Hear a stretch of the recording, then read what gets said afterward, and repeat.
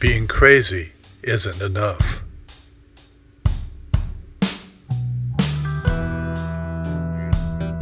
We should all be screaming, "Stop the madness!" from coast to coast. The problem's getting bigger every year. Please, stop the madness. Tell everybody you know about the madness. Please, stop the madness. From every school in the country, teach our kids about this madness.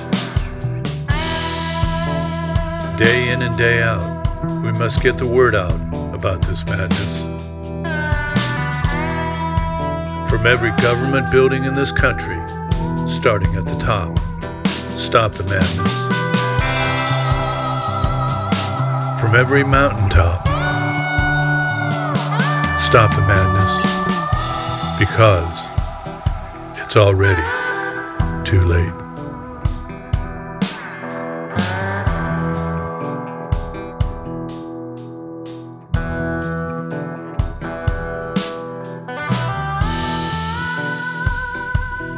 Stop the madness.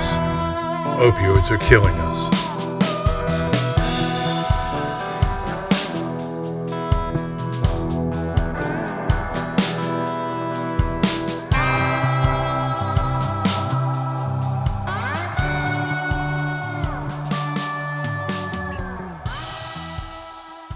What is this madness? Let me put it this way.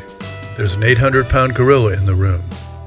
We don't see him, we don't talk about him, and we don't look him in the eyes. In contrast, if a man walked into the room wearing a pink tie, shirt, or pin, we would know immediately that he supports a cure for breast cancer. Pink is a color, October the month. Breast cancer kills 55,000 women a year. Pure evil. Because of the awareness campaign, these numbers are getting better every year, and in the near future, a doctor or researcher will finally say, "Oh my God, we have found the cure for breast cancer." All because of this awareness. If a man walked into a room and poured a bucket of ice water on his head, we would know that he is taking the Ice Bucket Challenge as he spreads the awareness of ALS, Lou Gehrig's disease, another form of pure evil. ALS kills 6,000 people a year. The average life expectancy is 10 years. But because of all that ice, someday in the near future, a doctor or researcher will say, "Oh my God, we have found the cure for ALS." Now back to the gorilla. He represents an evil far greater than breast cancer and ALS combined. Since 2001, the CDC has reported that 700,000 people have died of drug overdoses. More people than killed in Vietnam. More people than killed in World War II. And more people than killed in the Civil War.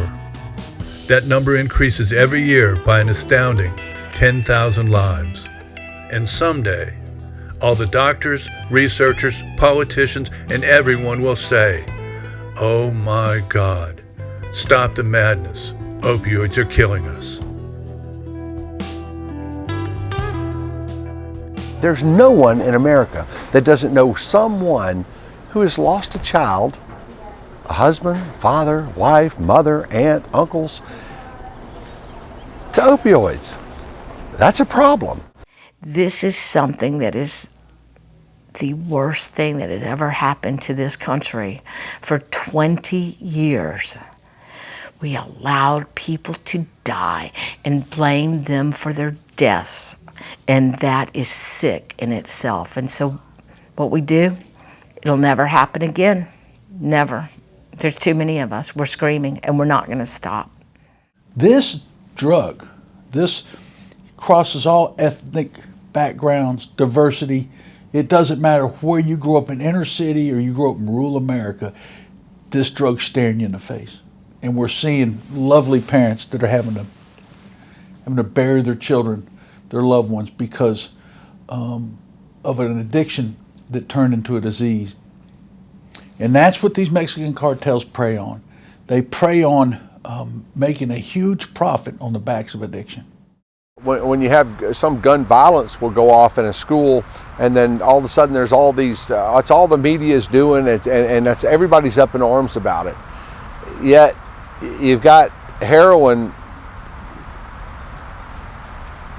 absolutely decimating kids.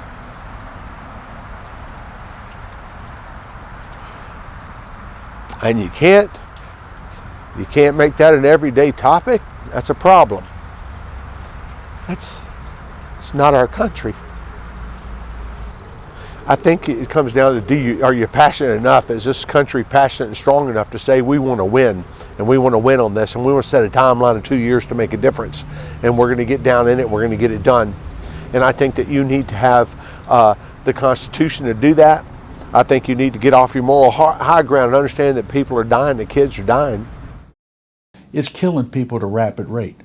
When 200 people a day in this country are dying of a drug overdose, that's way too many. If one plane went down this week and 200 people were killed, it'd be news for a month. They'd want to get the black box and they'd want to see what happened. Well, we have 200 people that are going to die today, unfortunately, drug overdoses, and it's lost in the news. You know, a lot of times you'll hear people say, I even heard it on the debates, that we can't arrest our way out of this. Well, you know what? If we don't arrest people that are bringing this and sourcing this to our kids, then we're going to be in a worse shape. We have to have, in law enforcement, we have a vital role to do our job and to make sure that we take as much of this stuff off the streets as we can. I mean, we're seizing thousands upon thousands of kilograms of this poison that doesn't get out into communities and to our children. Just think if we didn't have that. There's no shortage of drugs in this country.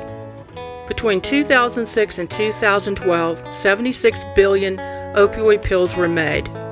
That's 50 pills for every person in the United States. Heroin is an opioid. Heroin is made from morphine, which is made from the opium poppy plant. Oxycodone is a prescription painkiller and is a synthetic product of the opium poppy, similar to heroin. Regarding heroin, from 2016 to 2017, Mexico refined 111 metric tons of pure heroin. That's 244,000 pounds. 1 pound of fentanyl can kill 226,000 people. In 2019, the Border Patrol seized 3,500 pounds of fentanyl. This seizure is enough to kill 794 million people. 2018, did you know that 93 6th graders through 12th graders reported using heroin every day, with another 103 of the youth using at least once in the last 30 days in Forsyth County, Georgia? And if we are one of the top counties across this country, and we're getting this straight from the Student Health Survey of 2018, Forsyth County, have you heard this? We don't talk about this. We don't want anybody to know that we might also have an issue that we're covering up. I'm sorry, it's wrong. You can't cover up this pain anymore because so many of us are being affected, and we're not going to stop talking. We're not addressing this the right way. You don't see, go talk to some of these students and ask them, what's your anti-drug program? What are they teaching them in high school? They're not. I mean, you got, my gosh, when we were threatened with a nuclear attack, during the day kids would hit the floor and crawl under their desk, okay? How many people did the nuclear attack on America kill? It killed zero, because it never happened. This happened. This actually happened, and it's killing more people than that nuclear bomb ever thought about killing. And so, to be quite honest with you, the only way to start is to radically change the way that we are fighting this. And that starts off with one question, and that, do you want to win? And do you really want to win? Does it matter to you if at the end of this week, 2 or 3 kids that are still alive? You're not going to save them all in the first week.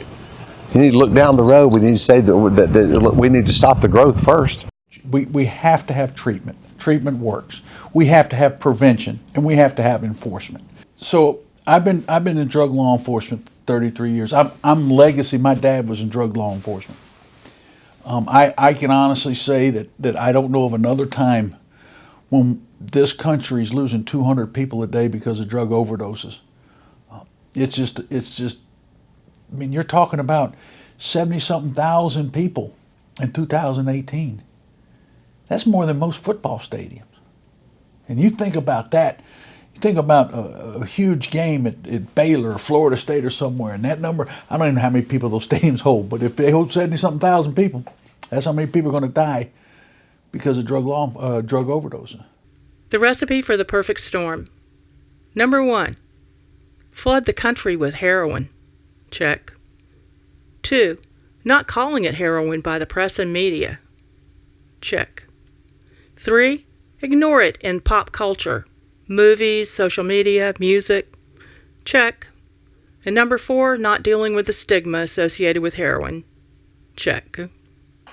I walk into my home, feeling comfortable. I saw Robbie's truck in the driveway, and I'm like, phew, good day.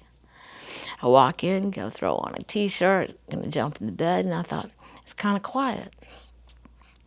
Robbie, where are you? And so I screamed and didn't hear anything. And I walked back to the back bedroom. I see that the door's locked for the bathroom, but it's real quiet. I go in there and I bang on that door. There wasn't no answer. And I knew the shower wasn't going, so I hit that door so hard. And all I could see were the feet. When I opened the door, I saw feet on the floor.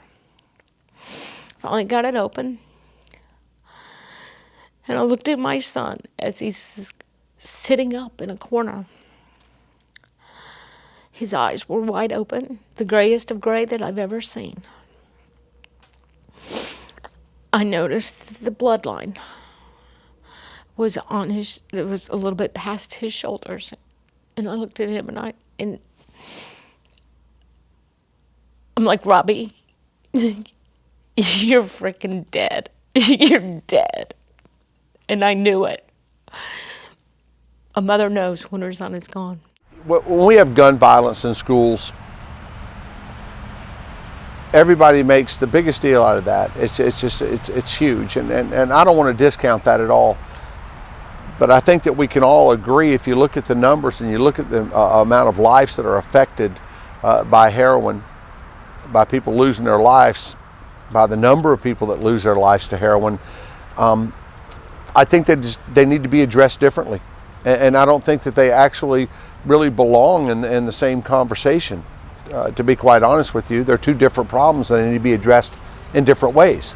Mainly with heroin, is that it's one of these things that it goes on so much, and because it goes on daily, that you don't get it on the news every day.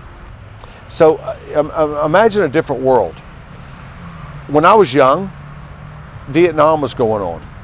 And I can remember as a young boy sitting there with my father when we were eating, and at the evening news they would roll up the names of the soldiers that were KIA or missing in action. It made a big impression on me. Imagine for 1 second that at the end of the evening news today, that they rolled up every kid, every person that lost their life today because of heroin. Imagine the impact that would have on all of us as Americans, because that's not going to be shielded from anything. Every newscast should be doing this. The media refers to it as prescription drugs, as in prescription drug overdose, a cocktail of prescription drugs and alcohol, or cause unknown. Will wait for toxicology reports. What the media won't say is heroin overdose, synthetic heroin overdose, or cause appears to be a heroin overdose. Will wait for toxicology reports.